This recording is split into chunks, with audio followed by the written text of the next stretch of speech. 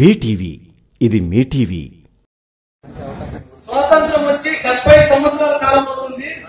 రాజకీయాలంటే డబ్బున్నోడితో రాజకీయ వారసులతో ఈ వేదిక అనేది అలంకరించబడుతుంది. ఇప్పటిదాకా ఈ వేదిక ప్రతిరోజు ఏడుస్తూ ఉన్నది.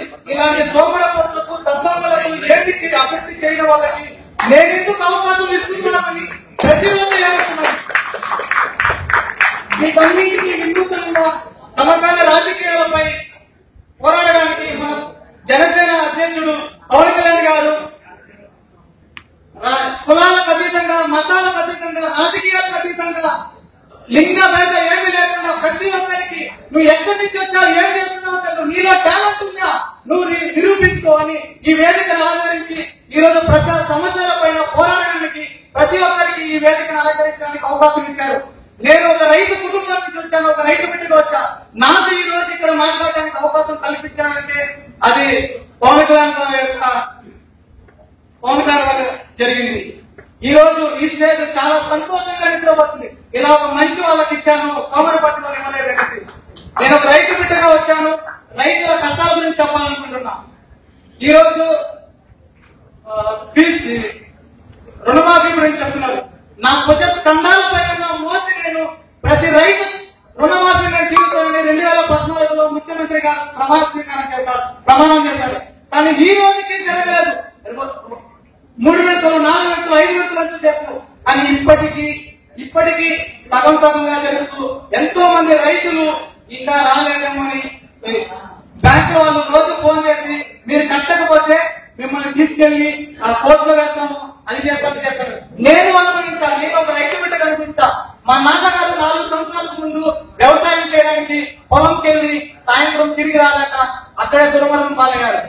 నేను చాలా బాధపడ్డాను. సరే, మన లాంటి వాళ్ళకి ముఖ్యమంత్రి గారు ఏదో చేస్తానన్నారు, రుణమాఫీ చేస్తాను. కానీ జరిగిన 2 నెలలకే నువ్వు కట్టకపోతే నీ బ్యాంకు లోన్లు నేను కోర్టుకు వేస్తామని చెప్పారు. నేను ఎంతో బాధపడ్డా, చదవలేక ఏడవలేక నిద్రలేని రాత్రులు పడ్డాను.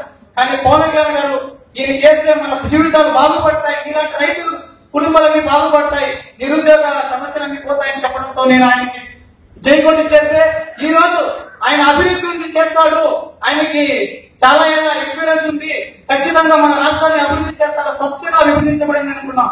కానీ ఆయన అభివృద్ధి మొత్తం అవినీతి చేయడంలో, కుంభకోణాలు చేయడంలో, దోచుకోవడంలో, దొంగతనాలు చేయడంలో, సోమరపతి రాజకీయాలకి అవకాశం ఇవ్వడంలోనే ఉన్నారు. కానీ మంచి వారికి ఇవ్వకుండా వాళ్ళ ఇష్టంగా ఈ రోజు లోకేష్ గారు ఉన్నారు, అలాంటి వారసత్వ రాజకీయాలు చేస్తున్నారు. కానీ మంచి వారికి అవకాశం ఇస్తే మంచిగా జరుగుతుంది అనుకుంటున్నాను.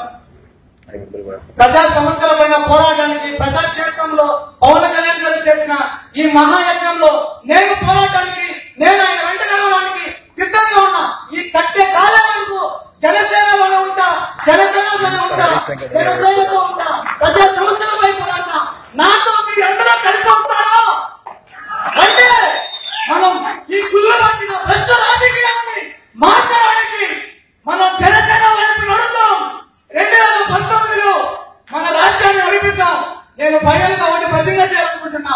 నా సలహా నేను రాజకీయాలకి, వాళ్ళిచ్చే డబ్బులకి, వాళ్ళిచ్చే మందు ప్రలోభాలకి లొంగకుండా ఎన్ని కష్టాలకైనా వెనకాడమని, ఎన్ని కష్టాలను ఎదుర్కొని వెనకాడమని జనసేనతోనే ఉంటారని ప్రమాణం చేస్తున్నాను.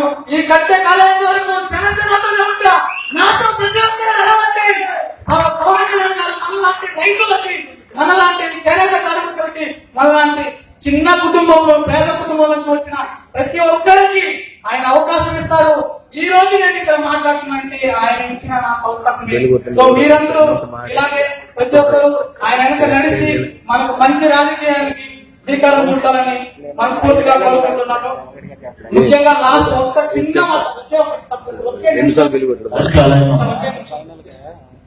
యాక్చువల్ గా పవన్ కళ్యాణ్ అభిమానులు అంటే సినిమా పిచ్చి మాత్రం వాళ్ళ రాజకీయాలు ఇంకా సమగ్ర రాజకీయాలు తెలియదు. వాళ్ళు ఇంకా సినిమా పిచ్చిలోనే ఉన్నారు. రాజకీయాలు వేరు, సినిమాలు వేరు. సినిమా గురించి మాట్లాడతారు.